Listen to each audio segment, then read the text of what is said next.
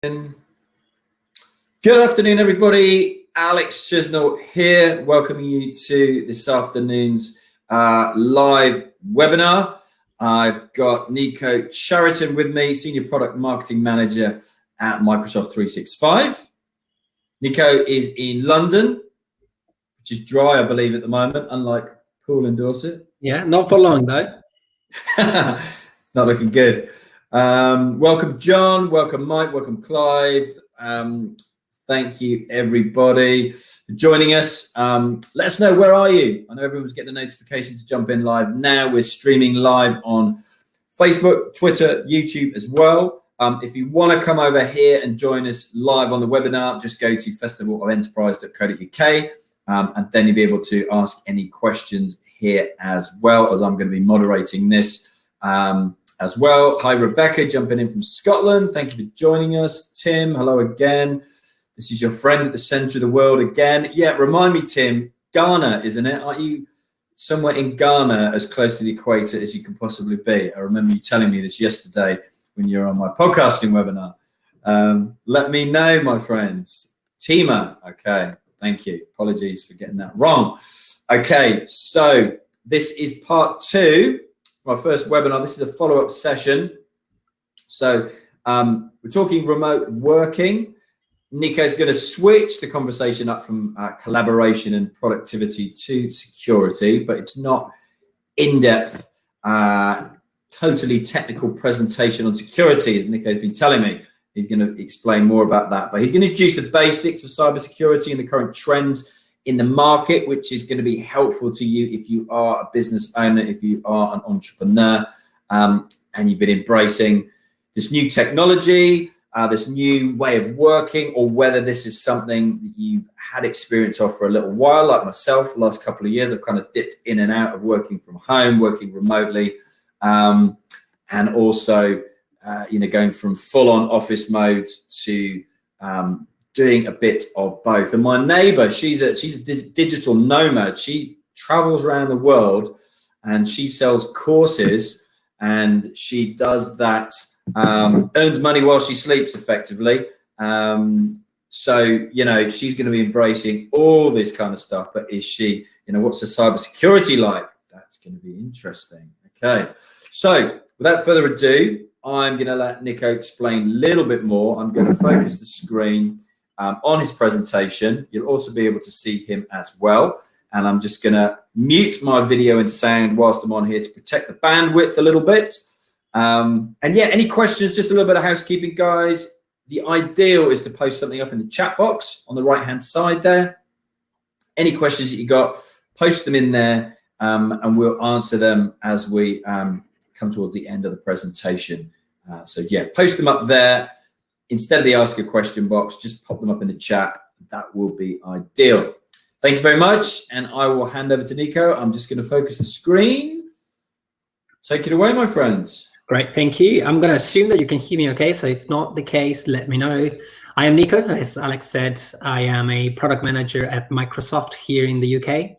And I look after the Microsoft 365 family of products. That is essentially the modern work and security portfolio of products for small and medium-sized businesses. That's kind of my core focus.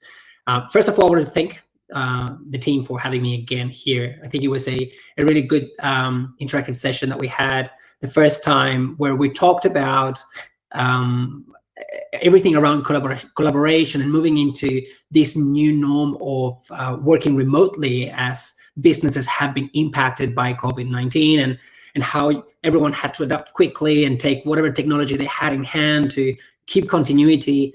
And then the idea of that session was trying to give you the platform to not only get that done and get that collaboration going, video, chat, messaging, but also have the ability to have everything consolidated in a way that is structured into objectives, into projects, into groups of people that work together to streamline the collaboration, the asset creation, the working on files, changing the way you have your files in your office, because usually you have everything under a desk, and you start sending versions of the file, final v2 and so on over email.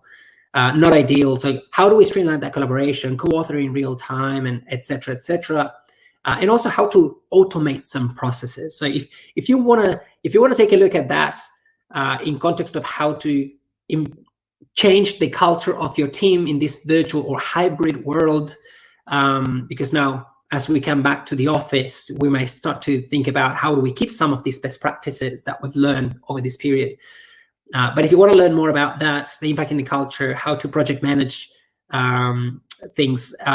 manage projects, or even how to streamline processes like a sales cycle or something like that, go back to our first session, and there is a link there you can see at the bottom of the screen, aka.ms/SMB remote working, where I've put the slide deck. Otherwise, the Festival of Enterprise website will have the first session, so go and search for that, secure remote working. But today we're not talking about that, we're talking about part 2. So I'm going to assume that you are already in these new platforms, that you are nailing collaboration, you're nailing this working remotely, and you feel comfortable with that. And hopefully you're taking advantage of our free offers for all of these products that we have to enable that. But the transition of the conversation is that as we moved into this digital everything, you have a lot of productivity gains. This is fantastic. It's great what you can achieve by being online and working remotely. But at the same time, there are a lot of associated risks, right?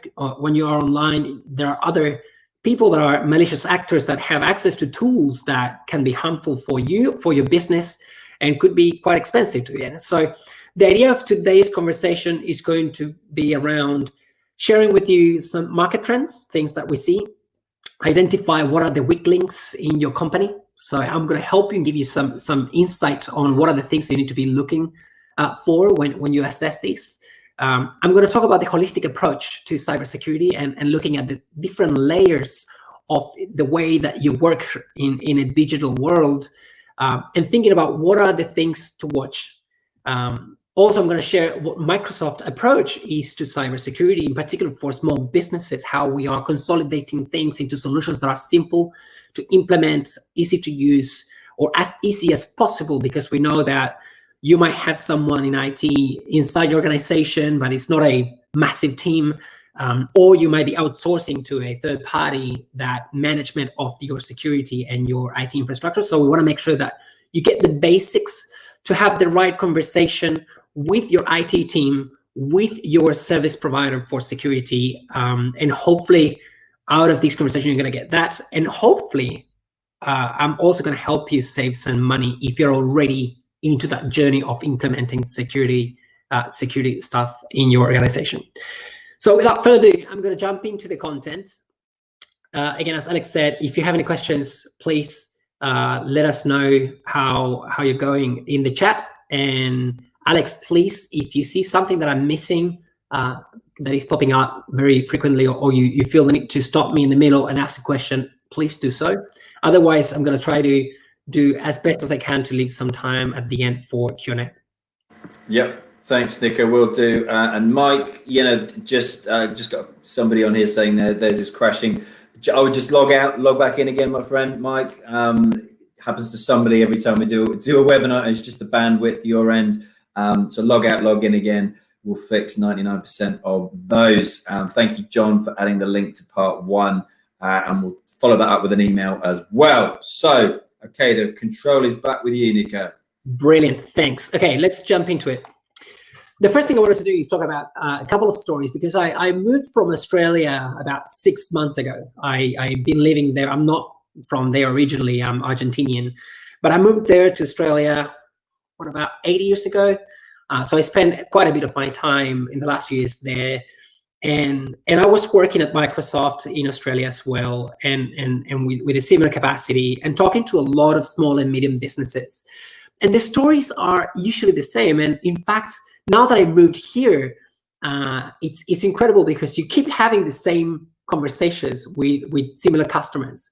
And so I wanted to surface a couple of those, because it is typical, and I wanted to use these to level set, that we find people that are saying, look, I found an issue with phishing attacks. And phishing attacks is essentially when a malicious actor is impersonating someone that you trust to make you do something that you shouldn't do. And as an example, one of the things that I was talking to someone is that the owner of the company was closing a deal to purchase a fair amount of supplies, and as usual, everything would be on email and so on, and ended up talking to the finance team to make the payment. And interesting enough, just after that was closed and it was a big purchase, the finance team receives another email from the boss, from the business owner, with the same language, with the same way to address the person, with the same signature at the bottom saying, hey, the supplier just called me and said that they changed the bank account. So please update the bank account and send the payment to this one instead. And that's where everything goes south, because the payment is done and you never get anything in return, not supply, not proof of payment, not nothing, you know, and you start chasing, and then that account is actually a hacker that has been living there in your network for a while, looking at everything that you do and making that one email impersonating the business owner to the specific person who was about to make a purchase. So those type of things, super common, super common, or things that are very unusual, but you pick them up because you paid attention to a specific mistake. Could be in this case, Joe had the amount of digits in the sales order was not the right number, and because he's a bit of OCD and pays attention to all these things, he picked it up, which is incredible. But that's what it takes. It takes a bit of awareness sometimes, or the fact that you can be hit by a ransomware attack because people click on links that they shouldn't. Something installs in your machine, encrypts everything, and there you go. A ransomware attack is when this malicious software that penetrates your computer, your network, starts password protecting. Let's make it simple. Password protecting all your files, and essentially they say, if you want them back, pay a ransom. And then you end up going and saying, what is that I have in those files? Is it a lot of content that is very important, or is content that is precious? And you decide whether I'm okay to live without everything and start from scratch, or I need to pay the ransom. And sometimes it's quite bad, the impact that can have. And we're going to talk a bit more about this. So there are a plethora of different attacks, and these logos at the bottom are examples of a couple that are typical, like phishing, ransomware, malware, Trojans, man in the middle, you name it, you have a ton of them. So I wanted to cover a couple of these things, but one of the interesting things that I find is that COVID-19 related trends are that this is not going anywhere. This is going to get worse as people get digital. You have a lot more people now trading online for the first time. So it is up to us, the vendors, the people that are working on this industry, to make sure that we raise the bar, we raise the awareness, so you understand that you have a lot of benefits, but at the same time, there are some risks associated. And one of the things that I wanted to show you is what BBC is reporting on hackers preying on the fears of people, because they are saying that they are doing, for example, the two ones that I highlighted in red here. On the right, you have a petition for like funding to support a cure, or on the left, you have something that looks very legit from the government that is saying that they're going to give you a tax return of 128 quid. If you click here, because of the impact of COVID-19, the government understands it looks legit. It's the look and feel of the website. It's the look and feel of the emails that you usually would get from HMRC. So what do? You just click. And the fear of coronavirus, the impact on your business, on your personal life, you just want to get that advantage of 128 quid. You say, it's not much, but you know what? I'll take it. And that's what they do. It's social engineering attacks. So we want to make sure that we're aware of these. And an interesting fact, I was reading that the UK drugs market, like illegal drugs market, is estimated to be about $5.5 billion. Pounds. 5.5 billion pounds, the drugs market.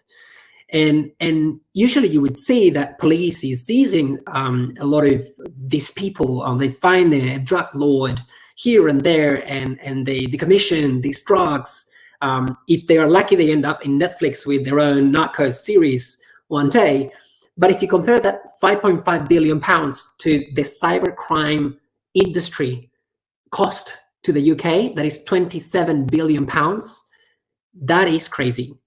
And also the fact that in the drugs market, you know who they are and you chase them, and then you can go after them. But you kind of, there is a network of physical people somewhere that you can find, and they're exposed and they end up in jail. Think about the cybercrime. How many times have you seen on the news people that went to jail because of a cyber attack? Not many. And this is because it could be anyone. It could be anyone, absolutely anyone. It could be a teenager in a basement just typing and buying on the dark web a keylogger for £1.5. It's anyone that has access. The cybercrime industry has subscriptions, like you would do with Microsoft 365 or Netflix. You can go to the dark web and get a subscription with a kit for hacking, and you have also your supports, your guides, your everything that you might need is there, and it updates every month and so on. So it is accessible to a lot of people, and it's danger. But I don't want to keep creating this fear. I just want to give you the awareness of this is a big deal. This is a big deal. However, there are things that we can do. So let's tackle that. And let's start by talking about how things started to change now with COVID, right? The fact that everyone is working from home, you have a lot of people dispersed. And in the past, you would lock or ring fence things on the security of your firewall, your server, your network, or the devices that you manage or you provide to your employees. But in the many cases now, small and medium-sized businesses are not giving devices for people to take home. Hopefully you do, but how do we manage that situation? How do we make sure that people are accessing from trusted networks, that the networks are not compromised, that they're accessing the right files, that they are not sharing things? What happens with those devices after, and so on? So there are many, many things that we need to consider in this environment. So we're going to go in depth into it. And usually when we talk to small and medium-sized businesses, there are three main, I would say, objections that I hear or I've been hearing.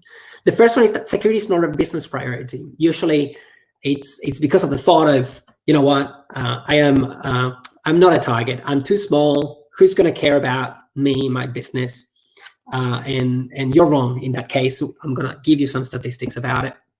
But at the same time, it's about your responsibility, the compliance with legislation like GDPR.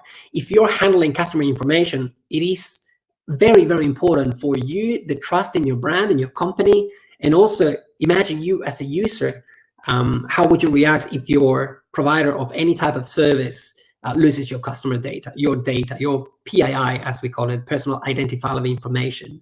So it is your responsibility, regardless of whether you are or not touched by certain legislation. You should be thinking about how I'm going to protect my data, my employees' data, my customers' data.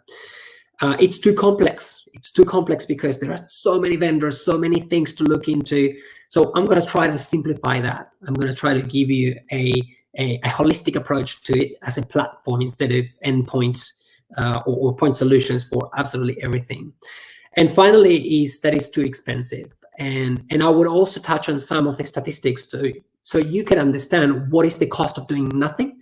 And maybe if you have already implemented some security products, consider, are there better ways to do it? Are there ways where I can have a similar coverage or a better coverage, even spending less, which hopefully is a takeaway from this presentation.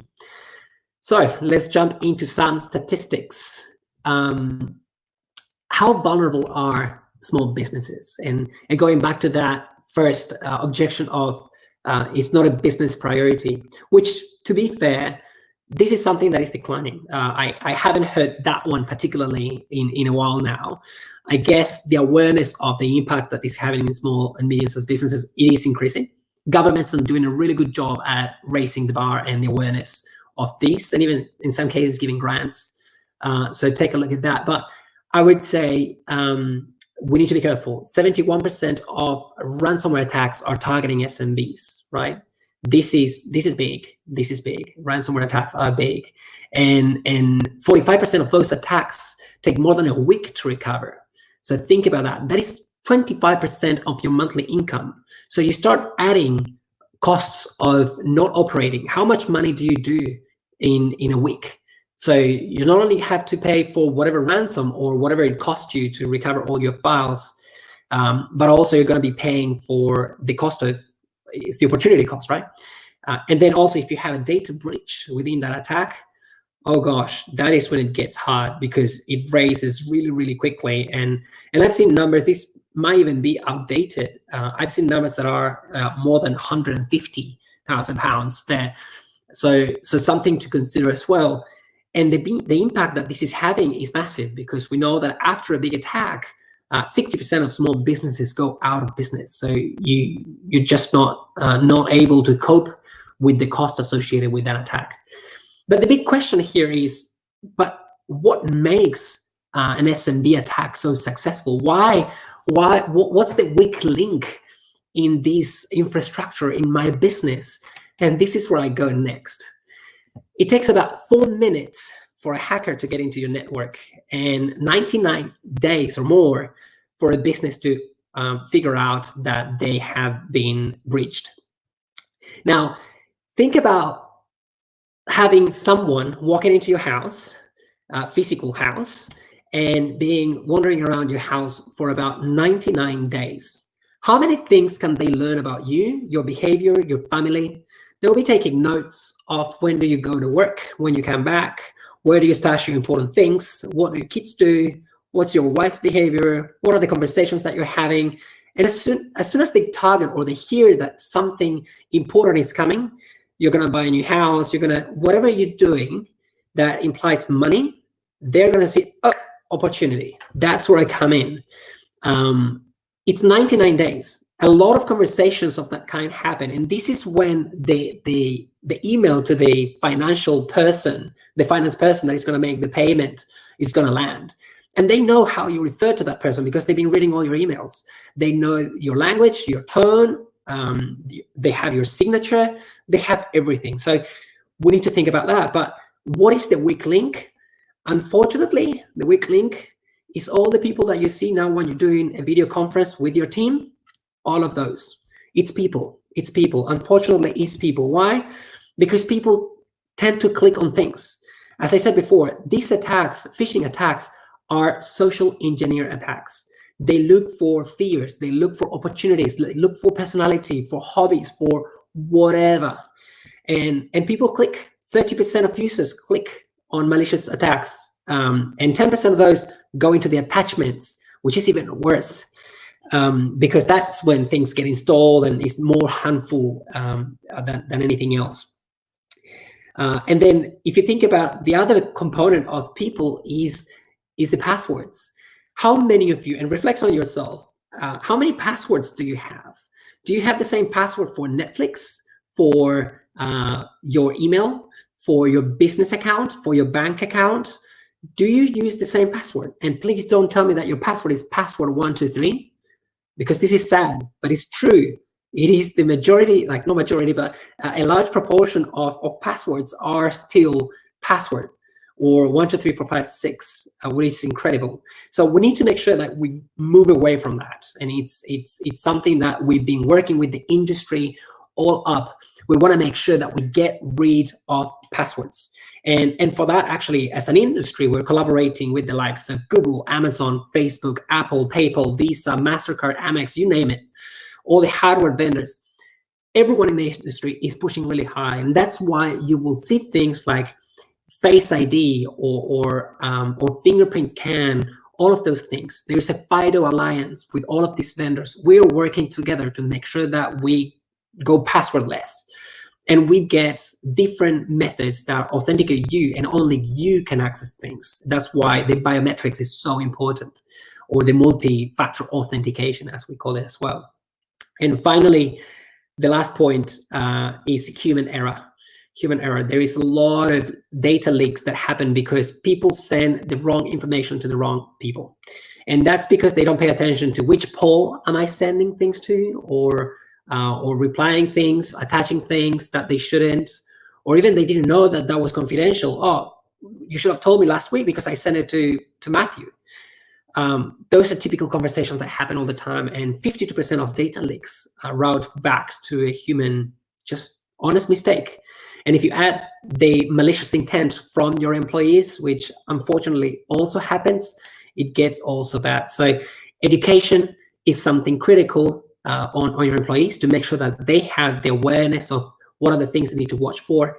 And also automation. Automation is going to be critical. Think about this. There are over 1 million new threats released to the market every single day. And if you are a security officer in an organization or a security manager in IT, you would be receiving sometimes up to 100,000 notifications per day. So how can a person cope with that? We've been doing studies on the mental health impacts of the amount of priorities or urgencies that this creates, because this is it's like a surgeon receiving people that are about to die all the time in a hospital. That has a mental toll on the person. And you cannot just cope. And what's the answer? Chuck more people? Still 100,000 notifications. Everything is a priority. Everything is a breach, a potential issue, legal issue, compliance issue that the business owner needs to deal with. So the answer to that is automation. You need to have tools that do most of the work for you, so you don't do it, and you focus on the critical things that automation needs your input. Could be a big decision of blocking something, could be a remediation, or could be, I don't know, whatever it is. But do the Pareto analysis, do the 80-20 rule. What's the 20% that is going to impact my 80% of risks? And those are the things that automation can deliver. So very important to think about that. Now, if you've been thinking about these things already, you've been asking a few questions on how do I give access to the things that they need now from home, now that we're working remotely? How do I protect them from these phishing attacks that Nico is talking about, these social engineer attacks? How do I make sure that the devices that they are using are secure? Because great, we went to a mobile-first world where everyone has access from the iPad, from the Android phone, or from a Windows PC or a Mac. But how do I make sure that those devices, company-owned, or if it is a personal device that they are using because they usually work on a desktop, how do I make sure that those devices are secure?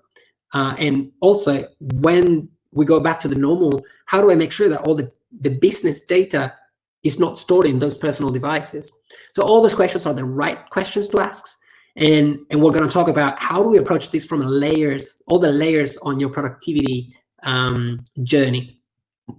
And that's what I'm going to try to do now. I'm going to flag what are the things that you need to look for into each of these components of the journey in productivity.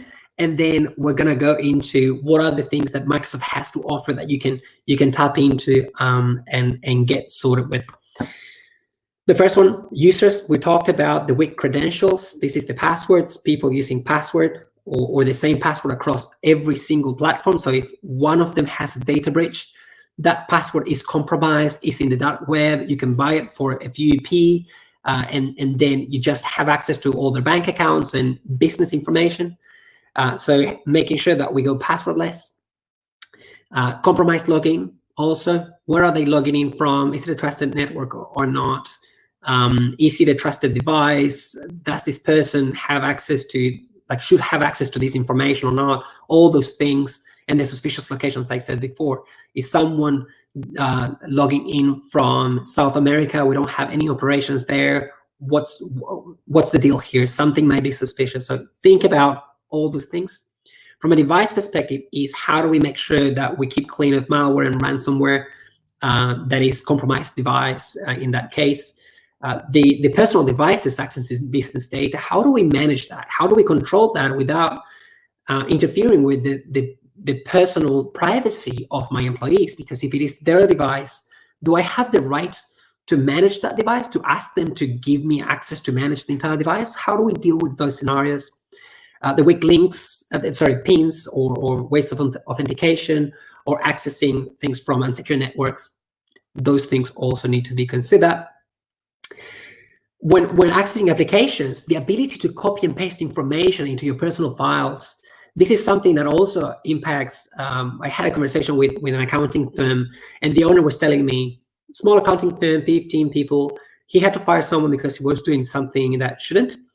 And that person took one Excel file with him. He saved on his computer, on his personal computer, because they had access through the cloud to the files. He downloaded the file, and that file contained all the information from all the customers. This was a few years ago, and in Australia. But this guy they were running the business, as many small businesses do, from an Excel file. And that was great. But this guy started to poach the customers. He had all the information, all the details, and he was taking customers away. So you want to avoid that. How do we control those things? The lack of visibility of which applications are my employees using. If you are going to have a sensitive conversation in a video conference, can you use any video conferencing app, as many businesses do? Take whatever is trending right now, everything that is cool, that all the cool kids are using. Let's take that one up. Let's use that one. And suddenly you see a person you don't recognize, and they are eavesdropping in your conversation where you're talking about sensitive information. So those type of things, which applications are my users using? Which applications are risky or not? If it is an application that everyone wants, okay, how do we govern that application? Let's implement it, but consciously and managed by IT. And then if you think about the email is one of the biggest windows for all the attacks. As I said, phishing is critical, and pretty much 90% of all the attacks start with the phishing. Start with getting there to acquire your password, access to your network, and so on. So how do we make sure that we take a look at that in a more serious way? How do we block these phishing attacks? How do we make sure that we detect these phishing ransomware threats, impersonations, and so on? And how do we make sure that we keep track of emails, sensitive emails, and how they are spread across the world? Once I sent it out, what happened with that? Can you forward it to someone that shouldn't receive it, and so on? So think about those as well. And going back to the conversation of sending information to the person that shouldn't receive it, sometimes people forward or include other people to a conversation, and at the bottom, if you scroll down in the first email, there was something super sensitive. So the new person gets access to all the history of that. Is that okay or not? So those type of things. And finally, at a document level, there is information that is very sensitive for your organization. Where is it? Can you label that? Can you protect it in a different way? Who are the recipients of that information? That's the right people have access to it. When people leave the company, how do we make sure that they don't keep those files with them? And also, how do we recover if we get hit by a ransomware attack? How do we simply go back and just not deal with payment, or how do we not lose the entire business, and we continue to trade as we work on a plan?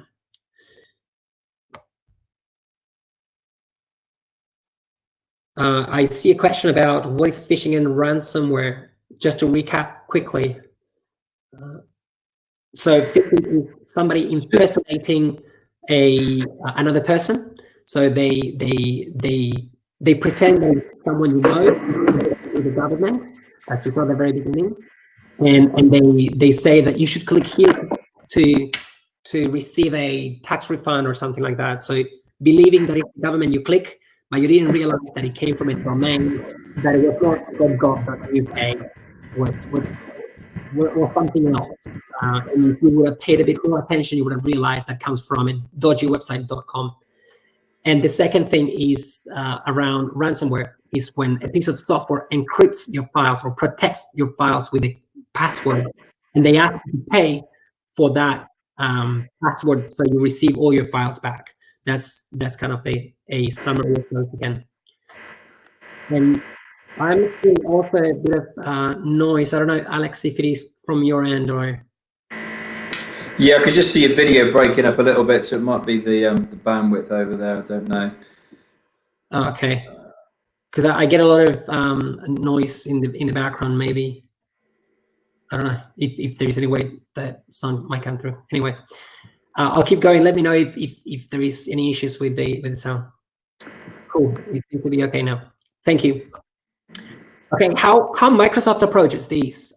This is what we're doing. We put together the traditional Office 365 suite of products that Word, Excel, PowerPoint, all the services on Teams or email, SharePoint, all those things.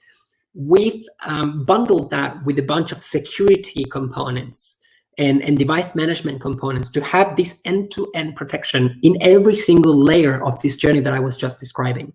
So this is called Microsoft 365 Business Premium, and I'm going to show you a bit more of what that looks like. But essentially, I'm going to try to take you through, based on those things that I asked you to focus on at each layer, what are the things that we have to offer for that within this solution. And starting with the user perspective and the identity security, that's how we call it in the industry, is multi-factor authentication. If there is one thing that you need to live with, is enable multi-factor authentication.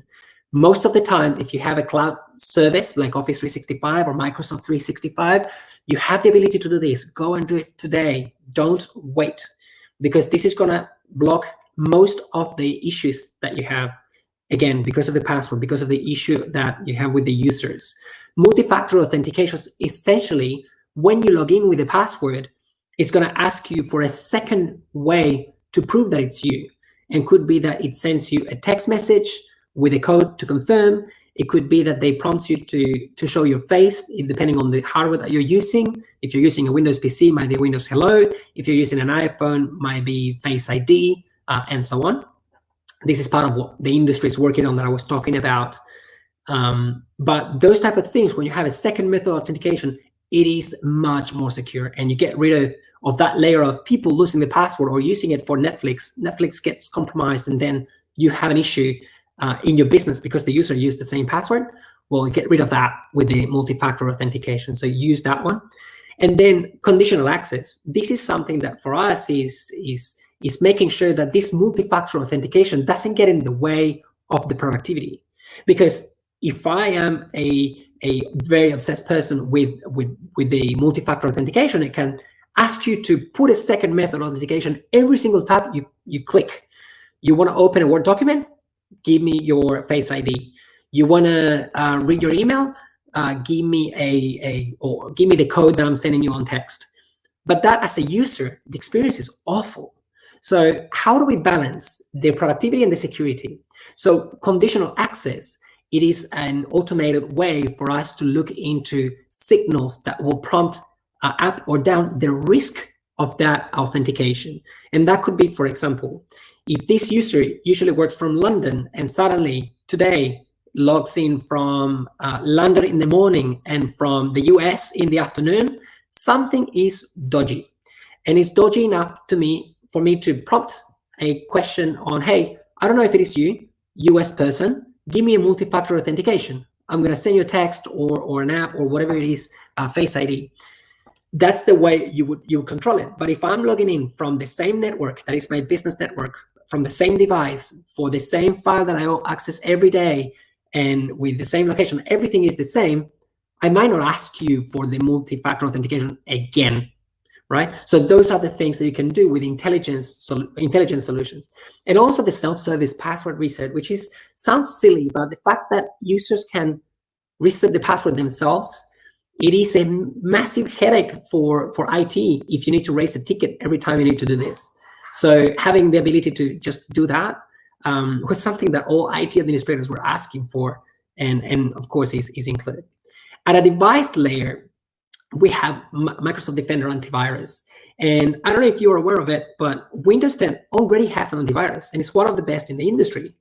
And if you think about what Gartner might say about us as a player in the endpoint protection, we are in the leader quadrant. We are at the top right corner, and it's getting strong and strong and strong. And this is because of our unique ability to access billions of devices around the world. So that's kind of the intelligence, the signals that we gather are much bigger than many others. And people spend a lot of money in antivirus, and this is already embedded into the operating system. So it's built in, not bolted on, which makes things seamless. We don't have any gaps between the operating system and the antivirus. There is no lag between the updates that we make at an OS level and the antivirus level. So those things are critical. The centralized management of the devices. And this is important because we have two ways to do this. We give you a console that centrally manages all the devices. And when I say all devices is company-owned devices. That could be a Windows PC or a mobile phone, Android, iOS, could be a Mac, could be whatever. So we give you a centralized way to manage the entire device, so you can, delete everything from the console in one click. Or you have the mobile application management. That is a different way to manage things, but you use this when you have a personal device being used to access business information. So you can you start to restrict certain things and just looking at the business applications that you have installed in that machine. So all the personal stuff, if it is a mobile phone, could be the SMS, the photos, all that stuff, you don't even have access to it. And there's no privacy concerns from a user perspective. But everything that manages your business information, email, Word, Excel, and all those things that you have on your iPad or your Android or your Windows PC, all those things are governed by the company. And we own the data. We have policies that we can set up around that. So that's really cool. As I said, you can remote wipe information from a lost or stolen device. And this happens a lot. People forgetting phones or laptops in taxis or the train or getting stolen. Right now, it's less so because everyone is working from home. But when people are out and about, this happens quite a bit. And a device level encryption. This is where you make sure that if somebody gets their hands on that device, they have to go through massive hoops because everything is protected, encrypted, and they cannot access that information. And also enforcing things. You can set up multiple policies to enforce the type of networks that people can sign in to or connect the device, or how often do you need to change your PIN, or how many digits the PIN has to have, and so on. So you can set a lot of policies for those devices, and you can choose policies for PCs, Macs, Android, and iOS. At an application level, we start thinking about, okay, so we talked about the information being copied and pasted or saved into my personal files, and I take it away. Those things can be restricted.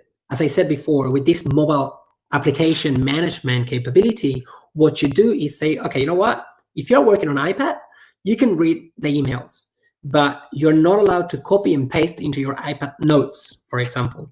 Or if you're working on PC, might be on your personal desktop, you cannot save the files, right? Everything has to be saved in the cloud. And for that, you would use a specific application that is OneDrive, which essentially you can set up your desktop as a OneDrive folder, which is great. I do it all the time. So all my desktop files that are usually messy there, that's all synchronized in the cloud, secured and managed by my organization. So it doesn't impact the way I work, but it's governed by my companies. That's kind of what we're trying to do here. The other thing that we have is a way for you to know in your network, your users, which applications are they using. This is what we call shadow IT. It's applications that are being used, but they're not governed by IT. And this is something that is critical because you get a full view of, okay, so we have people using Snapchat, we have people using Twitter, we have people using Facebook, we have people using Zoom, we have people using whatever other application, WhatsApp. Is that okay or not? You make the decision. That's number one. You understand the risks. And the good thing about this is you can take control. So you start giving policies, single sign-on, so the same password and no need to log in every time, because you start taking control of the governance of that. What can be done with this application or not? What are the risks that this application poses? What are the policies that I can assign to that application? A lot of these things, we put them in context of GDPR as well, so you can understand those risks and apply those policies to be more compliant with GDPR.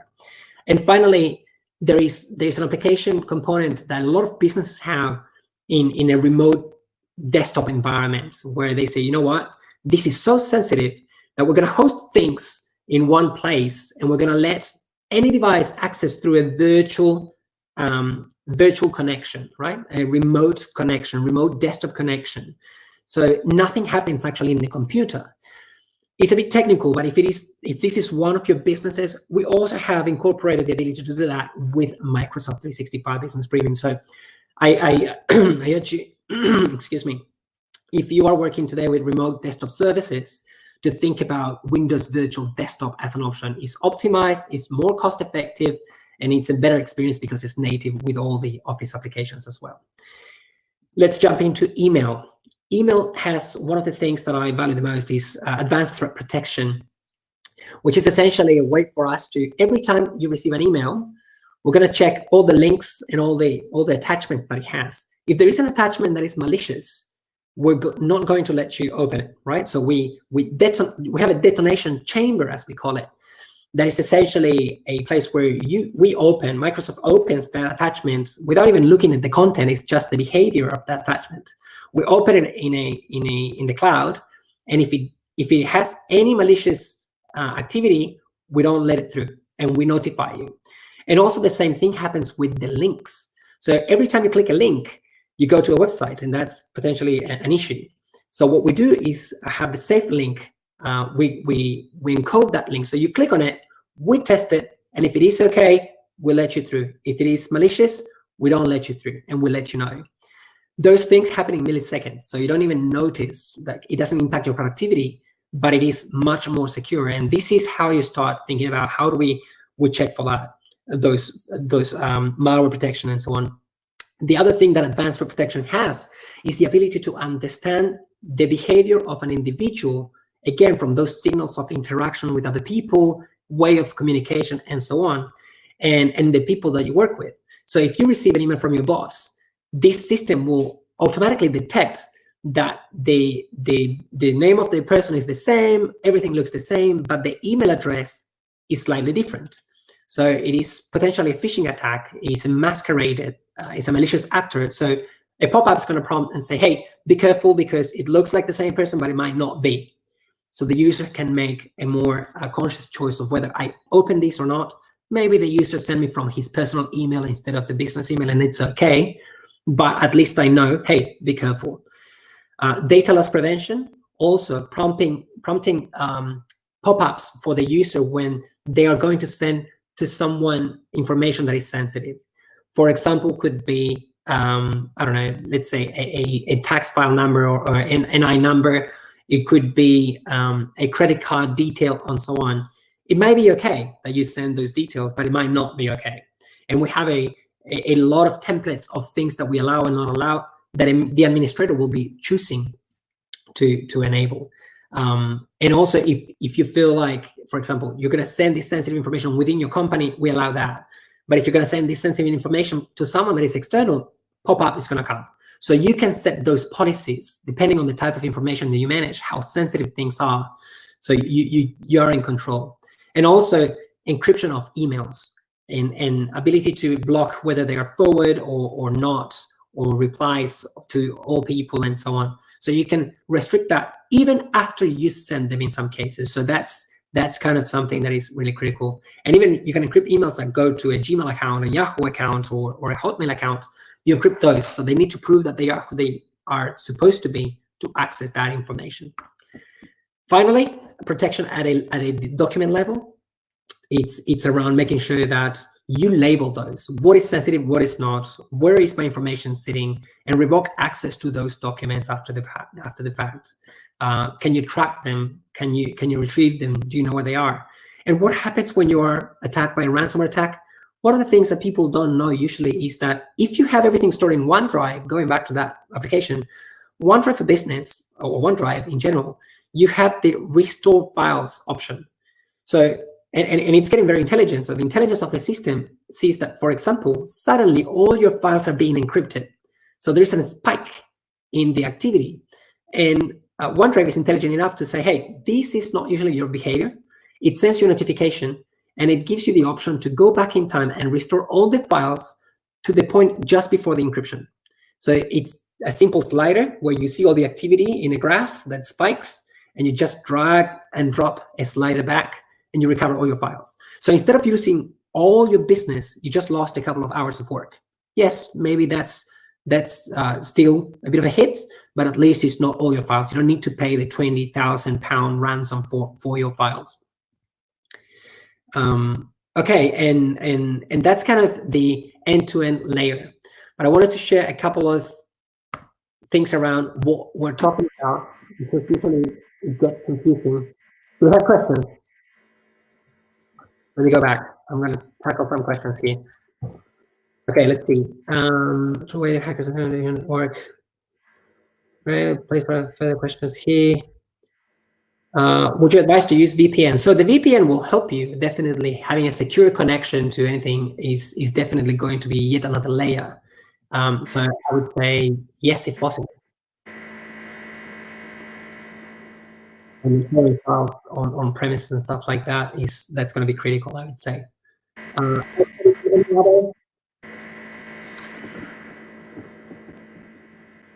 Okay, I'm going to move on, and let me know if you see any other questions popping up. Yeah, I've got some in the private ask a question button, but I can leave those to the end if you like, or you can answer them now. Okay, I'll try to rush up the last couple of slides and go straight to the Q&A.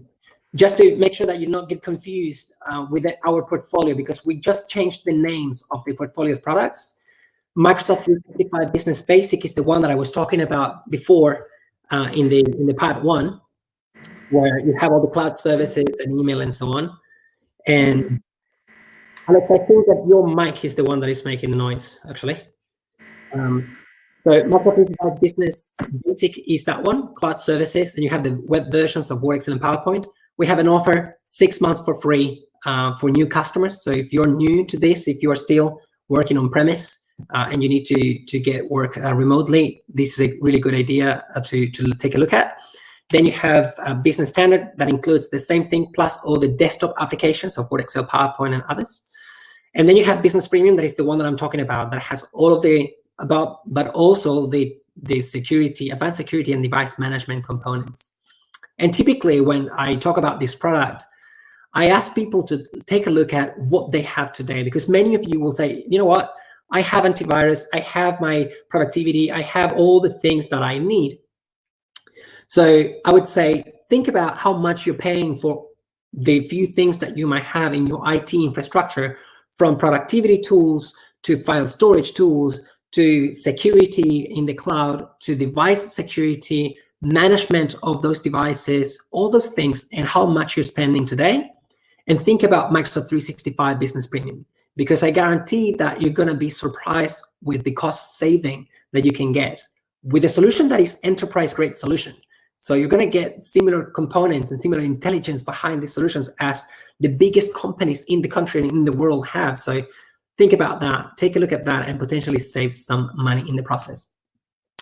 Just to close down, a couple of things that the Microsoft 365 kind of helps you do is an end-to-end comprehensive and easy to use solution. It's all the core productivity, collaboration things with all the enhanced security to enable that secure remote work, and also can help you with that cost reduction.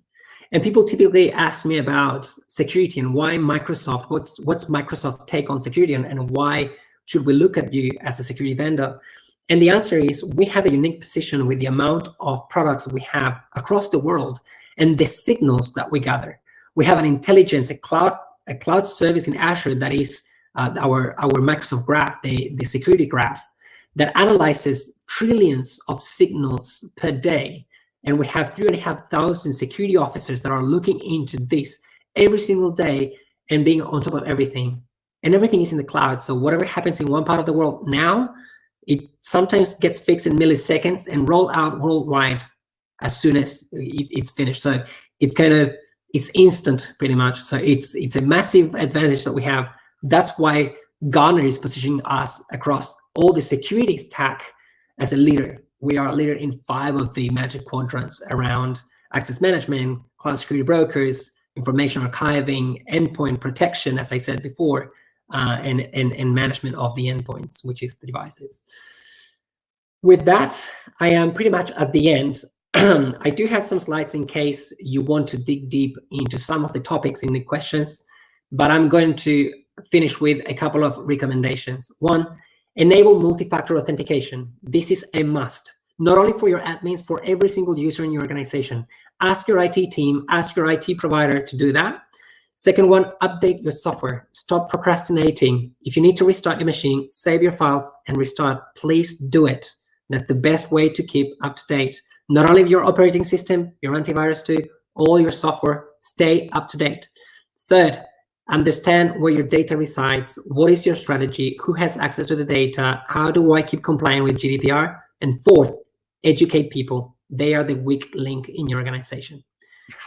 There is a tool that can help you. Secure Score is called, that gives you the position where your security posture is, how you compare with companies that are similar to you, similar size, similar industry, and then it gives you recommendations with links to click and get that implemented. Like, for example, multi-factor authentication. So that's kind of a critical one.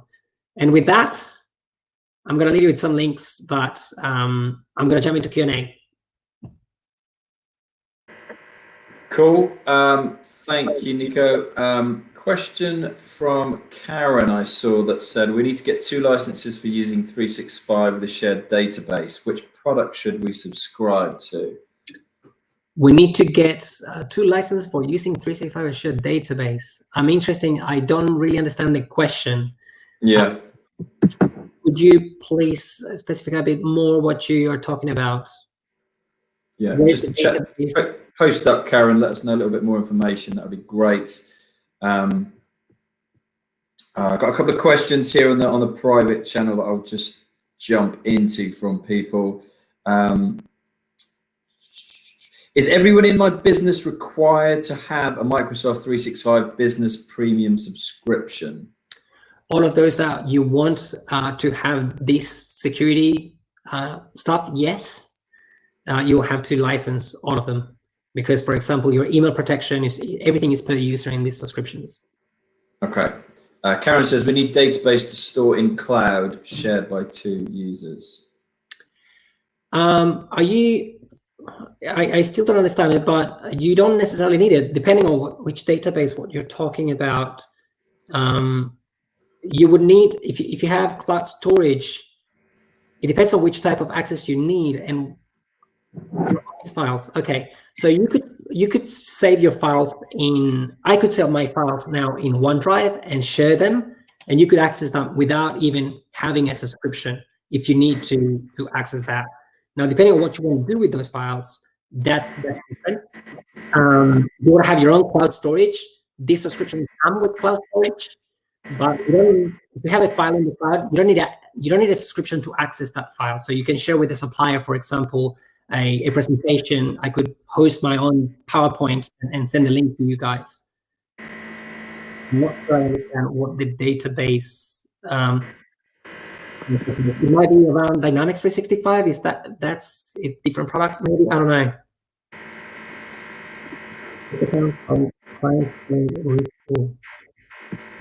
What can you do about guest accounts from clients sharing with you, Mike? Sharing what, actually? What can you do with guest access accounts? Are you talking about Teams, for example? You can restrict as an admin, if you're talking about that. You can restrict what the accounts can do. If you have things in OneDrive, for example, to share files, I could say that you have access for this document. I can share a link with you and give you access to just read or read and edit. Download, whether I allow you or not to download. I can choose which type of access I want to give you and share the file. So that's one, I guess. And what about the guest access? Yeah, that's how you would set it up, right? I say every time you share, and you can share the same file in different ways. So I can share with Alex with rights to edit because he's collaborating with me, but you are my supplier. I just want to give you a viewing right for that document. Is your phone for you to consult? I can send you to our support page, aka SMB support, I believe it is, aka.ms. Let me test it, but I believe that's our support page, /SMB support. And that should give you, yeah. If you go to aka.ms/SMB support, you'll get access to a support line to see your case in particular. Otherwise, you can leave your details with Alex, and we can try to contact you back. Yep, that's all good. And I can see John's diving in and answering from username sedgit.com, who was on yesterday as well. Thank you for joining us again. I can see John's providing some resources on there with the link. Okay.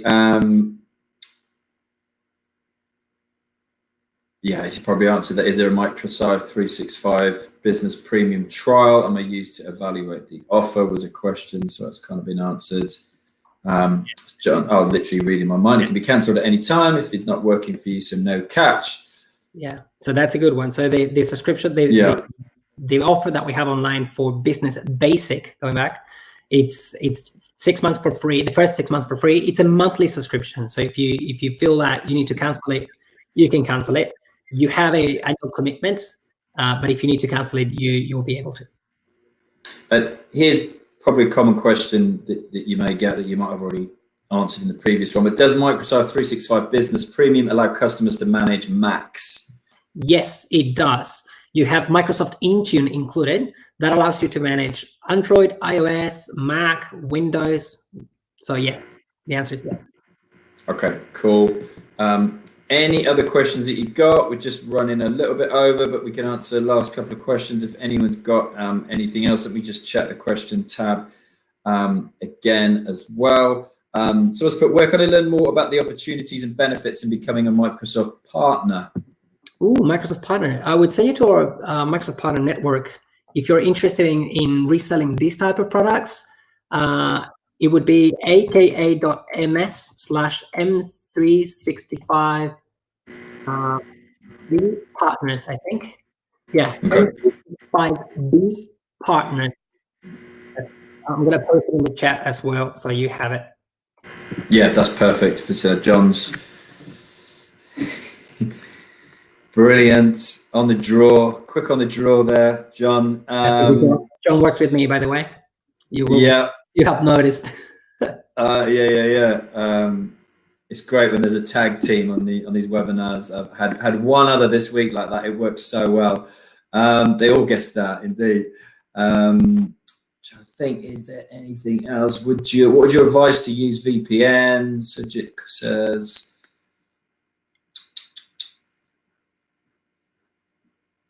Let's have a look. What else? Yes, the VPN is the simple answer, says Mike. Yeah, I would say think about security as building a castle. Where you put your most precious things, the more layers of security you can have, the better. Nothing is going to be a silver bullet to be 100% protected ever. That would be very naive for me to say. But think about that. So if you're building a castle, you put things in the middle. You build walls. You put a moat. You put a lake with piranhas. You put crocodiles and warriors at the front. The more layers you have, the harder it's going to be for malicious actors to access you. VPN, yes, if you use a secure network, a trusted VPN, absolutely. I would say it's yet another layer of security. So definitely yes. Okay. Any last words to wrap up? Otherwise, I'll just point you in the direction as soon as I press end broadcast. This will be available on replay, and we do get more people obviously watching replay in their own time. This is probably a good one to finish on a Friday because people have got the whole weekend. So if you found, again, value from this, please point them in the direction of registering for this webinar, and they can watch it over the weekend. Also, you'll be able to see it on Facebook, Twitter pages for the Festival of Enterprise. As we've live streamed in there, you'll literally be able to click the button and re-watch the replay. You can even start a watch party and share it with other people. We'll be doing that, and also taken over to our YouTube channel, probably from Monday, I guess, given the time today that they would take that over there. So thanks, John. Thanks for your resources, really helpful. Tim, invited to my birthday party tomorrow. Don't know if we're going to get to Africa in time, Tim. But yeah, happy, and I think I'm right with this because I saw your comments yesterday in my podcasting webinar. Happy 74th or 75th, I think it was. So I hope you have a good one. Happy Hope birthday. the weather is infinitely better than it is looking at my window here. 74. Brilliant. Okay. Nico, as always, hope we see you again over the next couple of weeks. Anytime. If there are any topics, guys, reach out to Alex. I'm happy to come again and keep talking about security remote work or anything else. Otherwise, we can reach out to my colleagues and figure out which are the things that you guys need to know, want to know, and we present back to you. Awesome. Thank you all very much. And like I said, we will follow up with an email as well. Probably Monday makes sense now rather than not getting opened over the weekend and being clogged up on a Monday. So anything that John, Nico wants to add to that, we can send everybody who registered for this webinar on Monday some links as well. So thank you once again. Enjoy your weekend. Everybody's watching. Nico, John as well. Enjoy your weekend, chaps. And we'll catch up with you on the other side. Stay safe. Thank you. Bye now. Bye-bye.